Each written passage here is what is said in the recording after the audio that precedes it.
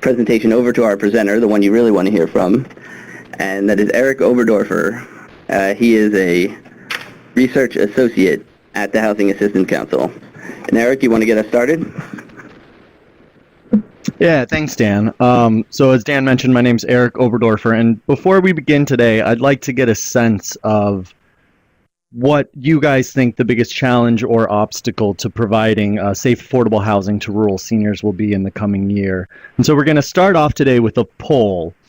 And our options are either a lack of rental housing, home modifications to age in place, mobility access to services, funding cuts, service provision delivery, or personal finances. So I'm going to give you guys about 30 seconds. Just click in what you think is going to be the most pressing concern, and then we'll see what our results are.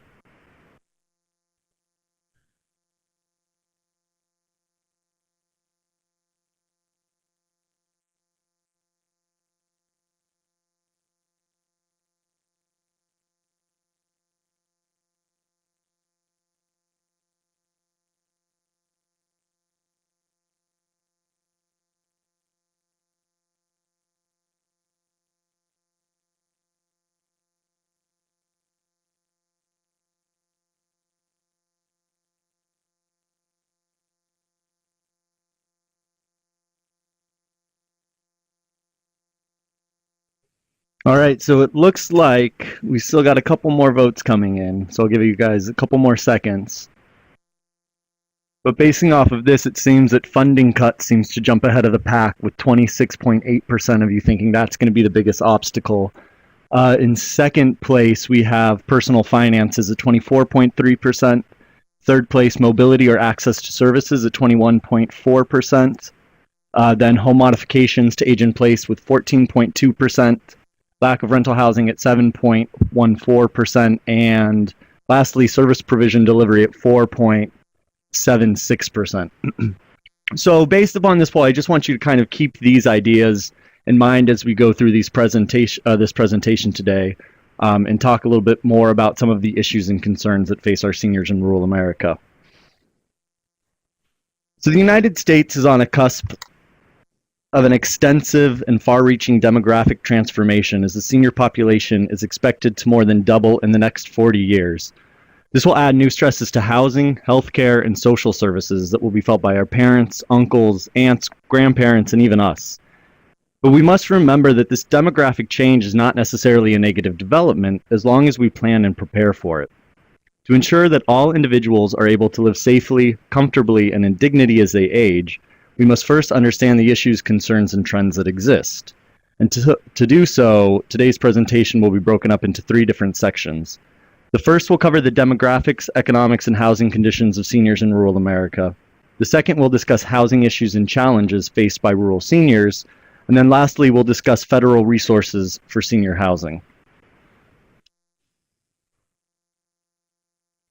Rural America accounts for a significant portion of the country's elderly population. Although rural America accounts for 21% of the national population overall, 25.5% of the nation's seniors live in rural areas. They comprise 15.7% of the total rural population. And we can see this displayed geographically in the map on the screen. So the orange and red areas represent counties that have higher percentages of seniors, and blue represents counties that have slightly lower percentages of seniors. And as you can see, predominantly rural areas like the Midwest and the Plain States and Appalachia all have higher percentages of seniors. And as the baby boom generation continues to age, this will increase and significant strains will be placed on housing, care, and critical support services. The relatively older composition of the rural population is not solely a factor of just natural population change, but it's also impacted by economic conditions. For decades, many rural areas have witnessed an exodus of younger and working-aged adults in search of more viable employment options. These migration patterns have resulted in an age imbalance where seniors make up a larger percentage of the rural population, making rural America age faster than the nation overall. This also means that often the children of rural seniors no longer live near their parents as they moved away into cities, and they're often unable to provide the support necessary for them to remain in their homes for the majority of their adult lives, which is something that most seniors desire. Some rural and small town regions are older than others, as you can see represented in this map. Although the Northeast has the largest percentage of individuals over the age of 65 nationally, the rural Midwest is slightly older than the rural Northeast, with 16.2 and 15.9% of their respective populations over the age of 65. The rural South and the rural West, on the other hand, are younger, with 15.4 and 14.2% of their populations over the age of 65. States with large percentages of older rural residents can be found throughout the country.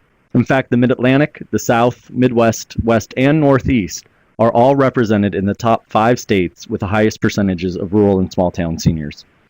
The senior population in rural America will continue to grow as major demographic changes sweep the United States in the next 30 years. Seniors are not a monolithic group or a population segment, and the characteristics and needs of older Americans vary substantially by their age. Younger seniors, or those aged 65 to 74, make up a much larger proportion of the senior population than the oldest adults, those who are 85 years and over. Currently, only 12.9% of rural seniors are over the age of 84. Individuals between the ages of 65 and 74 account for 54.4% of rural seniors, and seniors between the ages of 75 and 84 account for 32.7%. Although the number of seniors over the age of 84 account for a relatively small proportion of older persons, it's this group that often has more difficulty with health and mobility, and a majority of seniors who rely upon long-term care facilities or community housing with services fall within this age group. And so, as I noted before, the United States is on a cusp of an extensive and far-reaching demographic transformation, as the senior population is expected to more than double in the next 40 years. As longevity increases, so will the number of seniors over the age of 84, and in the near future, more individuals will live beyond 85 than ever before. As their age increases, so will their housing and health needs. As the baby boom generation ages and reaches 85, the number of oldest adults is expected to grow faster than all other age groups, as shown in this graph.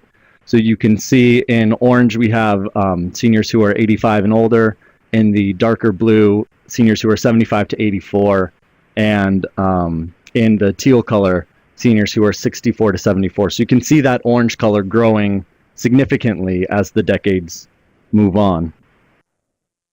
And in fact, the population of those aged 85 or older will more than triple from 5.8 million in 2010 to 19 million in 2015.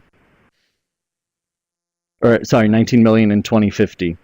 This change will have profound implications in rural regions which already have a larger share of seniors and a smaller share of social services than suburban and urban communities.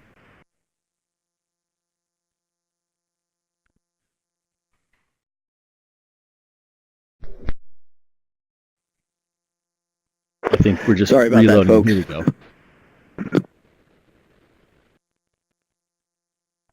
So home ownership is particularly prevalent in rural communities, and an overwhelming majority of rural and small-town seniors own their homes. Over 83.2% of rural and small-town senior households are owner-occupied, compared to 78.9% of all elderly households and 66.6% of all households nationally. While home ownership conveys economic benefits and is often preferred, high home ownership among rural elderly households may be due in part to a lack of housing options. Rural seniors have less access to quality rental housing that meets seniors' needs than city or suburban residents, and traditionally have fewer options outside of living in private, single-family homes that may be deteriorating or unaffordable. The vast majority, 78.8%, of rural and small-town senior homeowners live in detached, single-unit structures. Beyond that, rural senior homes are typically located on significantly larger parcels than seniors nationally. In 2009, the median lot size for a senior outside of a metropolitan area was 44,000 square feet, compared to just 14,000 square feet for seniors nationally. As seniors age, maintaining and managing properties of such large sizes becomes increasingly difficult, placing greater strain on seniors' housing circumstances. Also, whether a rural and small-town senior owns or rents their home is a significant factor affecting their housing and economic well-being. 54% of rural and small-town senior renter households are cost-burdened, compared to 24.1% of homeowner-occupied households, and housing cost burden increases as rental residents grow older. Older renters may also become increasingly cost-burdened over the next decade, as hundreds of thousands of government-subsidized units that are affordable to low and moderate-income seniors are reaching the end of their required affordability periods and may potentially shift to market-rate rental units. This will only create a larger imbalance between the housing costs of owners and renters. This imbalance is also partially attributed to the fact that over many years, many seniors have been able to pay off their mortgages, greatly reducing their housing cost. 74.9% of rural and small-town households with at least one individual over the age of 65 own their homes outright and no longer make mortgage payments. This is compared to 67.6% of senior homeowners nationally and 32.4% of all homeowners in the U.S. The older the senior is, the more likely they've paid off their mortgage, as illustrated by the following graph. As you can see, the green represents the percentage of homeowners without a mortgage, and the blue represents seniors with a mortgage. The older the age group, the less likely a senior will have that mortgage. Although the majority of senior homeowners in rural and small towns have paid off their mortgages in full, 24.4% of rural senior homeowners have not. In 2011, the average monthly mortgage payment for seniors outside of metropolitan areas was $620. This constitutes a large expense for seniors, especially if they've already retired or are no longer able to work. For many senior homeowners, property taxes, utility costs, and property insurance are typically the greatest housing expense. Diminishing and fixed incomes also make paying housing costs more difficult for seniors. As many older individuals are retired or unable to work, income sources for seniors are often more limited than those available to younger persons. Although the cost of living in rural America tends to be lower than in urban and suburban areas, incomes in rural America are lower as well. A high percentage of rural and small-town seniors rely on Social Security or supplemental security income for their income. 1/3 of all rural and small-town households receive Social Security payments, compared to 24.1% and 27.4% in urban and suburban areas, respectively. That said, one of the biggest successes in reducing poverty has been among older Americans. Until recent decades, elderly persons in the United States experienced poverty rates at much higher levels than the overall population. Looking at the graph, we see the steep decline in senior poverty that's represented in the orange line, compared to the poverty rate of individuals overall represented in teal. The enactment of safety net programs like Social Security, Supplemental Security, and Medicare have likely contributed to the reduction in poverty rate of seniors over the past half-century. In the mid-1960s, nearly 30% of seniors in the United States were in poverty. In 2011, 9.8% were. While these reductions in older age poverty are significant, rural seniors do experience higher poverty rates than seniors nationally at 11.4%, and older women have higher poverty rates than their male counterparts. Overall, 14% of rural elderly women have below poverty level incomes compared to 8% for rural men over the age of 65. Furthermore, rural non-white seniors are among the poorest and worst housed groups in the entire nation. While this population accounts for just 10.8% of all elderly households in rural America, they account for 22.9% of all rural elderly households in poverty. In comparison, 9.12% of rural white non-Hispanic individuals fall below the poverty line.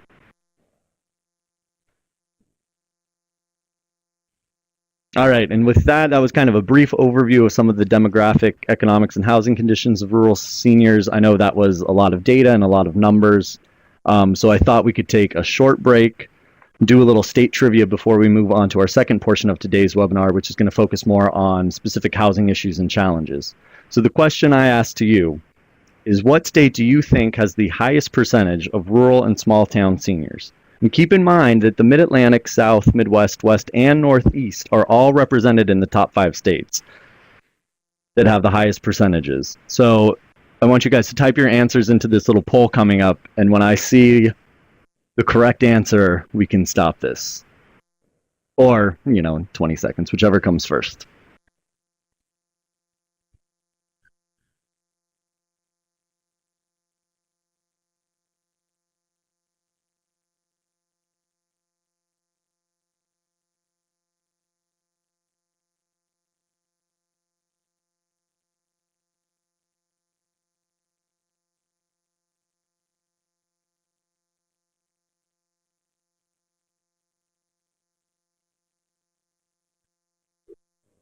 All right. Well, we got some good answers, but let's see what the numbers tell us.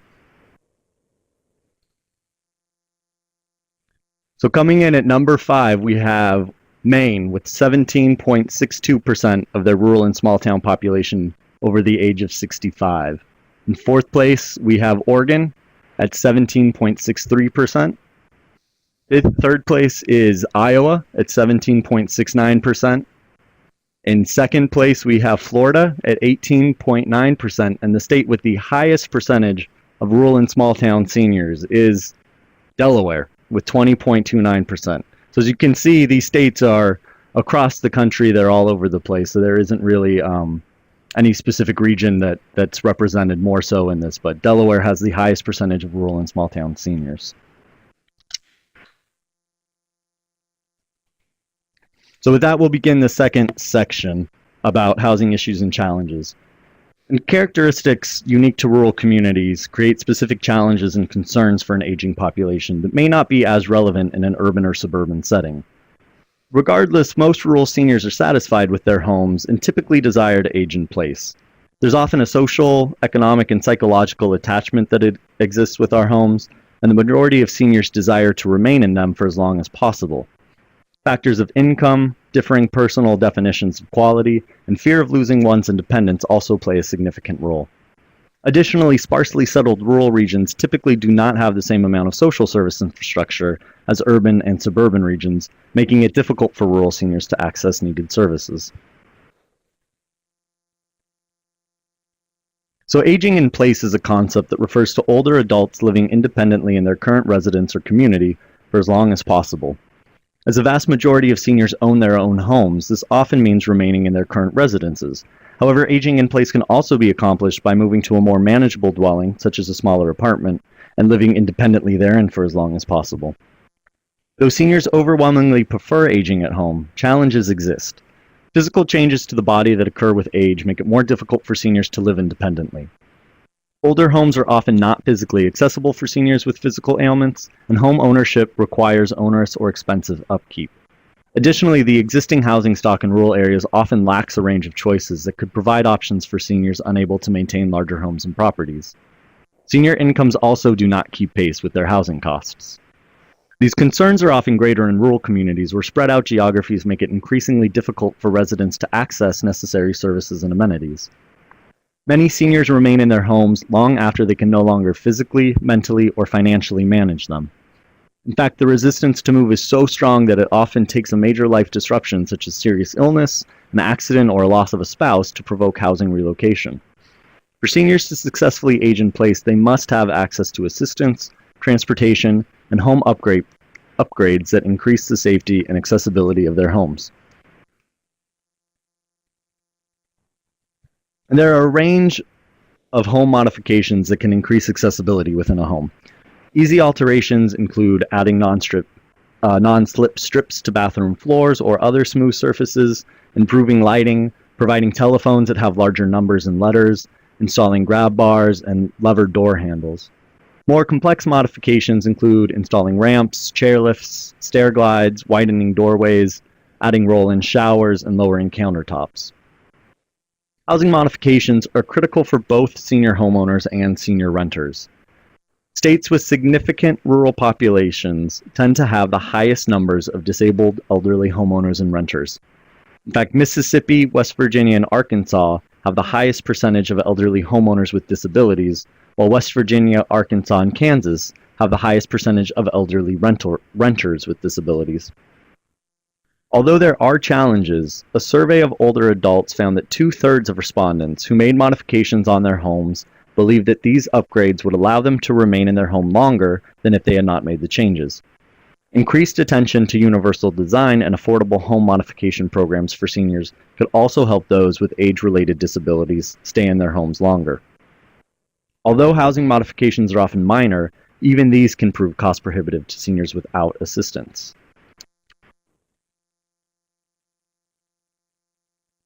Manufactured housing is an important option for low-income seniors. Rural areas have more residents living in manufactured homes than the nation as a whole. The prevalence of manufactured homes in rural regions is more than twice the national rate, and nearly 2/3 of all manufactured homes are located in rural regions. A higher percentage of rural and small-town seniors live in mobile homes than seniors nationally at 11.1% and 6.8% respectively. More rural senior homeowners live in mobile homes than renters at 11.7% and 8.5% respectively. Both of these figures are higher than the national rate. Cost is an important factor for manufactured home prevalence in rural communities, as is a general lack of zoning and flexible siting options. As a result, manufactured homes enable many rural seniors to live closer to relatives who may provide support and services. As the baby boom generation turns 65, more seniors will live in mobile homes than ever before. The manufactured homes were not a primary housing option for previous generations of seniors like they have been for baby boomers. Approximately 15% of households aged 55 to 64 in rural America currently live in manufactured homes. So as a result, there will be likely a significant increase of seniors in mobile homes in the coming years.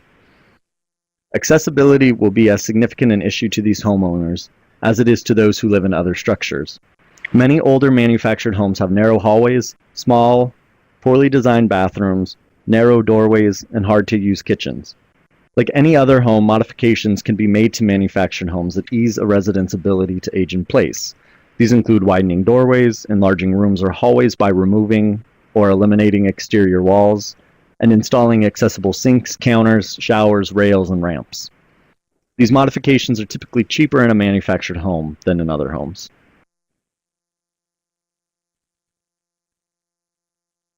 Rental housing may be preferred by seniors who no longer desire the upkeep and responsibility that homeownership entails. For seniors with physical impairments, downsizing from larger family homes to one-bedroom apartments can greatly improve quality of life. Rental units can also cost less than maintaining larger detached homes. Only 16.8% of rural seniors live in rental housing units. Although this is partially out of personal preference, rural seniors have few other options as well. The dearth of rental housing available in rural and small-town America makes it difficult for seniors to move from their homes to more accessible, smaller rental units if they so desire. And this is especially true for seniors in remote rural communities where the closest apartment complex to move into may be very far from their home community. Many rural communities are severely lacking in rental housing options, especially these smaller units and apartments that may be desirable to seniors. The growth of the senior population in rural and small-town regions reinforces the need for adequate and affordable rental housing in these communities. As rural and small-town America gets older, the demand for rental housing will only increase, and rental housing stock, as well as federal rental assistance programs, must grow to meet this demand. The lack of rental housing affects all rural seniors, but especially low-income rural seniors.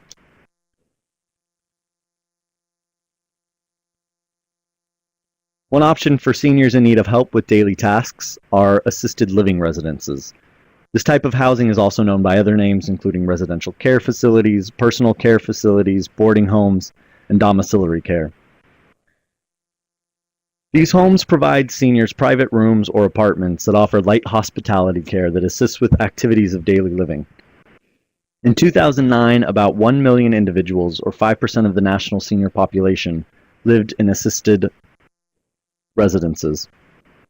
The number of assisted living residents is expected to double by 2030. However, assisted living facilities are undersupplied in rural regions, and rural and small town seniors generally do not live in close proximity to an assisted living facility, which makes it even harder for them to move to the facility from their home.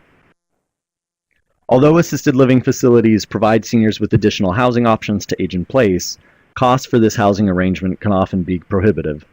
The average base rate for an assisted living facility was $3,293 per month in 2011. In 2004, monthly rates for assisted living facilities ranged from $1,800 to $2,000. This represents an increase of about 6.5% year over year, showing a dramatic uptick in assisted living costs. This often means that now only seniors with fairly large disposable incomes will be able to afford these services. Generally, Medicare does not provide reimbursement coverage for seniors entering these facilities. And while typically more expensive than assisted living residences, Medicare can be used for nursing home living. So as a result, many seniors remain in their homes, which may no longer be accessible and manageable for them until they're forced to move into a nursing home. Conversely, moving into an assisted living residence earlier might help seniors retain an increased degree of independence for a longer period of time. So they wouldn't necessarily be staying in their own home, but they would still maintain that independence to help them age in place. Although assisted living facilities in rural and small town regions are less expensive than urban and suburban facilities, the average price is still unaffordable for most elderly residents.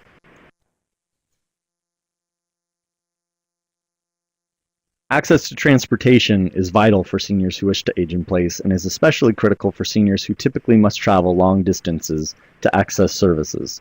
Fewer rural seniors have access to a vehicle than the rural population overall. 12.5% of rural seniors do not have vehicles compared to 8.9% of all rural households. Transportation options are limited or even non-existent in most rural communities. Many roads in rural regions often lack sidewalks, and on top of this, services and amenities are often too far to walk to, even if those sidewalks existed. In 2000, only about 0.5% of residents outside of metropolitan areas used public transit as a primary means of transportation. This results directly from the lack of public transportation options that exist in rural America, and improved rural transit could help connect people better to services and amenities. Specialized transportation services for seniors and persons with disabilities do exist under the U.S. Department of Transportation's Section 5310 program. The program provides capital assistance to states that distribute funding to nonprofit organizations or lead agencies in coordinated transportation programs. Currently, there are 3,700 Section 5310 systems throughout the nation, but a 2012 study by the GAO found that these transportation programs were lacking and could be further strengthened to improve transportation efficiency and availability. Funding for the program is not rural specific, and it does not cover operating costs. So as such, it's unclear how effective the program is in improving accessibility for rural seniors.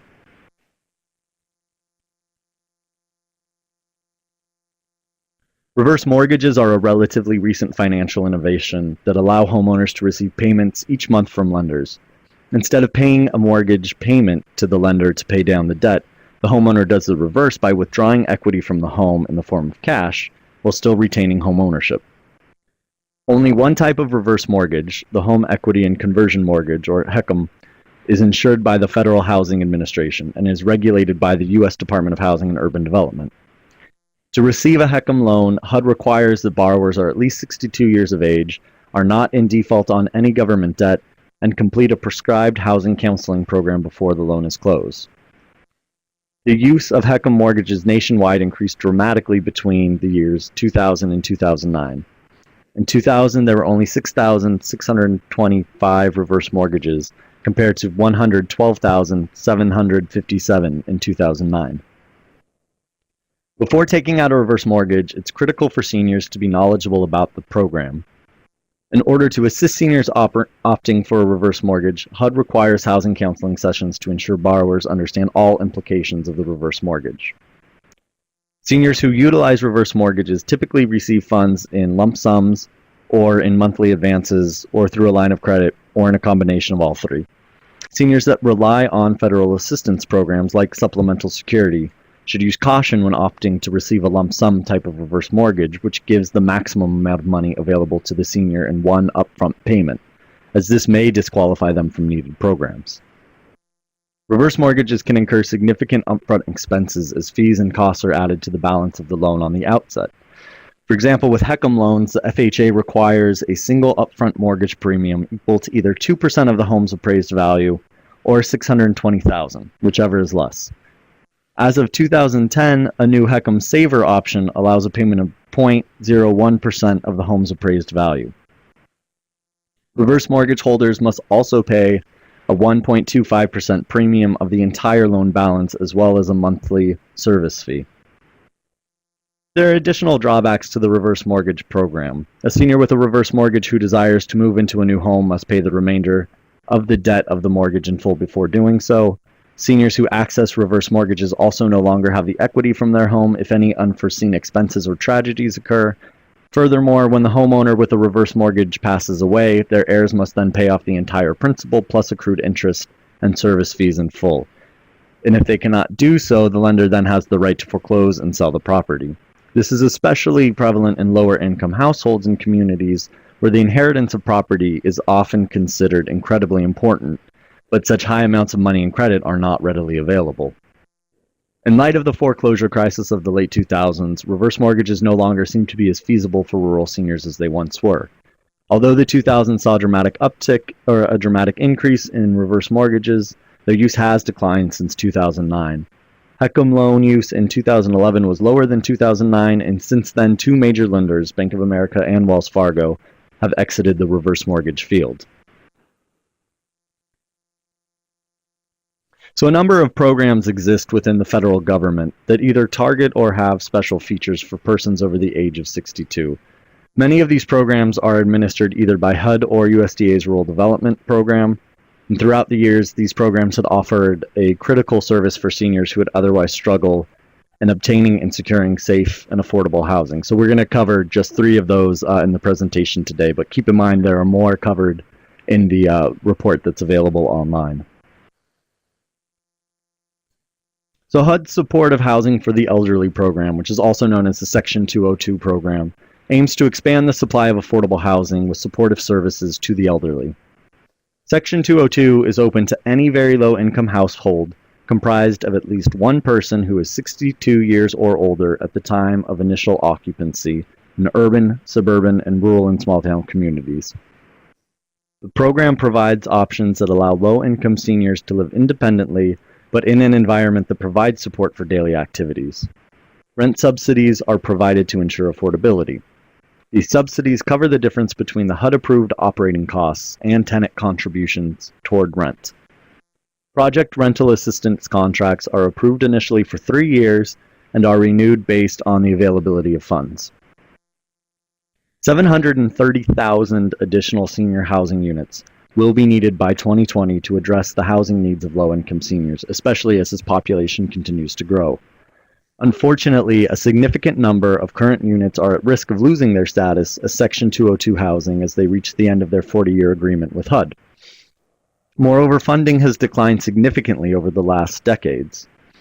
2011 saw an especially dramatic cut to the 202 program, wherein funding declined by 42%, from $688.1 million to $399 million, and further decreased in 2012. Since 2012, funds have been slightly increasing, although these levels are still significantly lower than what Section 202 funding has been in previous decades. USDA Section 515 Rural Rental Program provides rental housing for elderly, disabled, and developmentally disabled persons in rural communities. The Section 515 program is not designated solely for older residents, and it does not provide for the funding of supportive services, which is an integral aspect of housing for seniors. The current Section 515 portfolio contains nearly 15,000 projects, providing affordable homes for over 427,000 rural households. Many of these units are located in counties that are losing population and also have relatively large and growing elderly populations. In fact, nearly 60% of residents in Section 515 properties are elderly or have disabilities. Although these units are an important housing option for seniors, Section 515 developments in these areas may be less than fully occupied and may struggle to cover operating costs. This may lead to increased mortgage prepayments that allow owners to convert housing into market rents, further lessening the number of federally assisted affordable housing options for rural seniors. The Rural Housing Voucher Demonstration Program has the potential to help seniors stay in 515 units, even if owners prepay their mortgage and convert to market rents. Participants in this program receive a subsidy that makes up the difference between comparable market rent and the amount of rent being paid by the tenant when prepayment occurs. Like the Section 202 program, the Section 515 program has seen steep budget cuts over the past decades, drastically reducing its effectiveness and meeting the rental needs of rural seniors, which is displayed in this graph here. You can see the slow decline that's been happening, especially since the early 90s. The number of units built through the program has declined in the past decade from 2,080 newly constructed units in 2002 to 763 in 2011. No new units have been built since then. By historic comparison, in 1979, 38,650 new units of Section 515 were constructed. Section 515 properties are rapidly aging. The average Section 515 property is currently more than 26 years old, and 89% are at least 10 years old, and 2/3 are at least 15 years old. A minimum of $2.6 billion over the next 20 years is needed to preserve aging Section 515 properties and to rehabilitate or replace obsolete infrastructure. 90% of all Section 515 units will need additional funds to ensure adequate operation in the coming years. Funding cuts have had significant impacts on seniors living in these units and have especially been felt as rural America ages.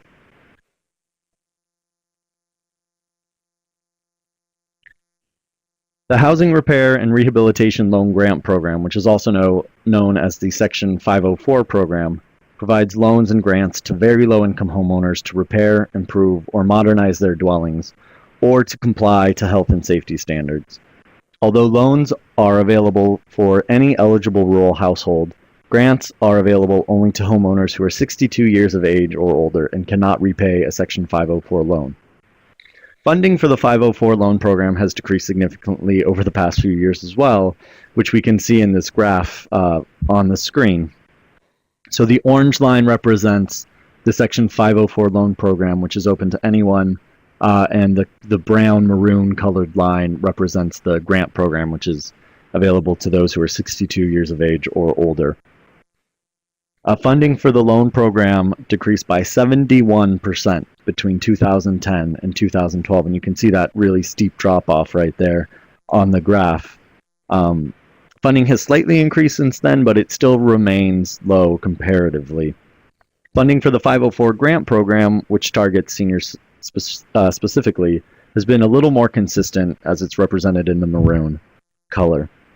Funding in 2010 was $31.6 million compared to $28.7 million in 2004.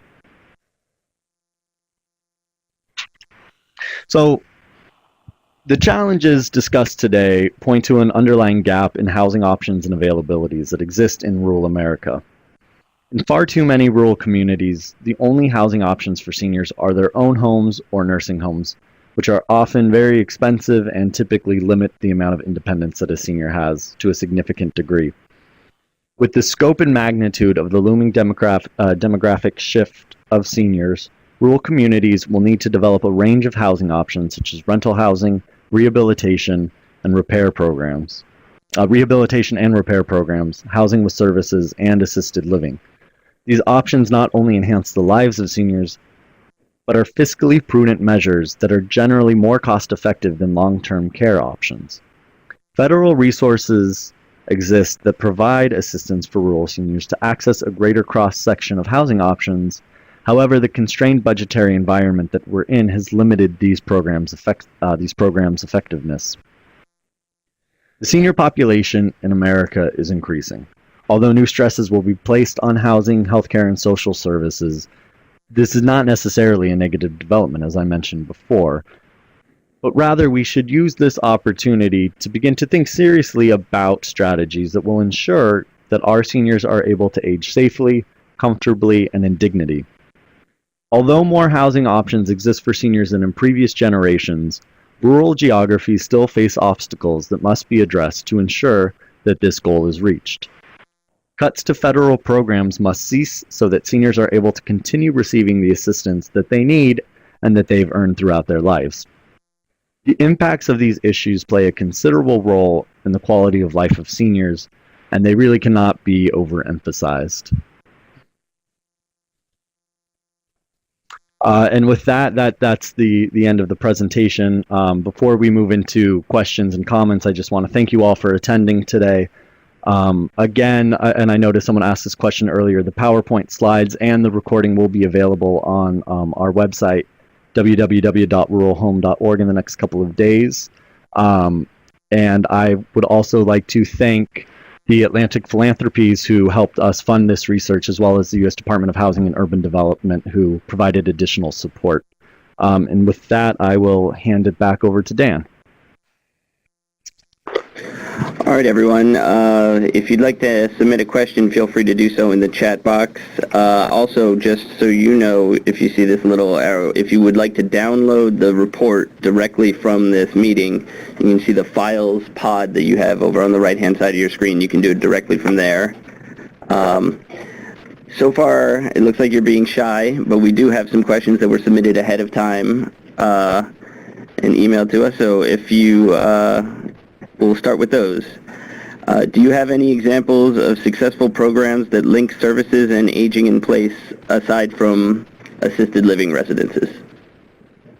Yeah, so as I kind of discussed, assisted living residences in rural areas can be kind of hard just because of the geographic nature of rural spaces. But there have been a couple of programs that we've been fortunate enough to learn about and somewhat work with that have been trying to link services to where people actually live in their homes. And a great example of this is it's in Vermont. It's the SASH program, and it provides support services to seniors at their own homes. It was originally a demonstration program through Medicare, and what it does is it helps increase collaboration between housing and healthcare providers, so that housing providers are able to provide an increased emphasis on linking those health services to their residents. Housing providers are able to maintain information on their residents' service and health needs so that they can collaborate better with primary care and other health providers in giving the services that are required. And what they found is that it's been a critical program, especially since most of the beneficiaries are low-income individuals that have chronic conditions. What it does is the program really helps improve efficiency as the housing providers see the residents every day, and they're able to inform health providers of their conditions and what's going on. If something happens, there's a much quicker dialogue that occurs between the housing provider and the healthcare provider. And beyond that, too, the housing organizations are able to kind of serve as community-based sites for service hubs for different groups that are coming in. The name of it it's the SASH program. Let me look up the full name. There's a little bit about this in our report as well.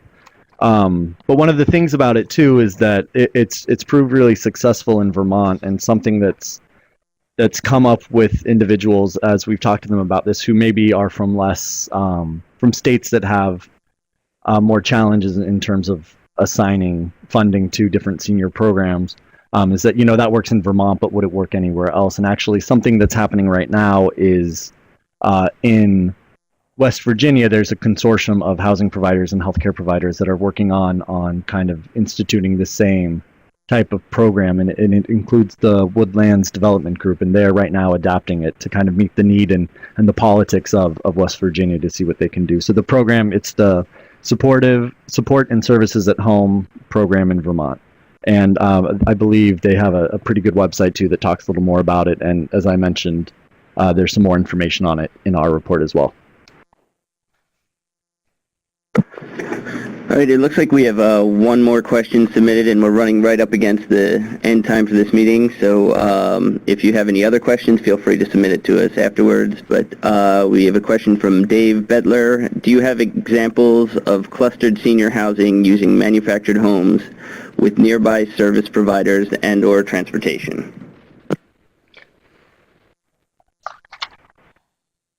Yeah, we have one example. I'm not necessarily sure. I don't think they explicitly located the site of the manufactured home park next to support services, but it was a manufactured park that the owner essentially was looking to sell the property, which meant that all of the renters of the mobile homes, even though they owned their homes, they were chattel owned, so they didn't own the land on it. They would then get kicked off of that property. And so this is in Oregon, and their legislature actually passed legislation that allows manufactured housing residents to to form a manufactured dwelling park nonprofit cooperative so they can convert their parks from investor-owned into resident-owned communities. They've seen, there was one example that we have in the report that looks at Rock USA, which is it's a social enterprise that offers training, networking, and financing to help owners of manufactured homes gain security through home ownership of their own communities. And what they found is that, you know, there's a lot of initial legwork that you have to take to make sure that everyone in the park is on board, and that you kind of set up the laws and logistics of the nonprofit cooperative. But once that's done, there's a lot more buy-in. And since you have so many senior homes kind of located in one place, it's easier to kind of do, in a way, what SASH did in Vermont, where you can turn that into a community-based site where you have services come, kind of acting as a hub, essentially. So in the report, we have an example of kind of how the residents of this one manufactured housing community in Oregon went about becoming this nonprofit cooperative. And I think that's kind of a cool example of something different and new that can be done, that then makes it easier to access services because you have more of a critical mass of people in one place.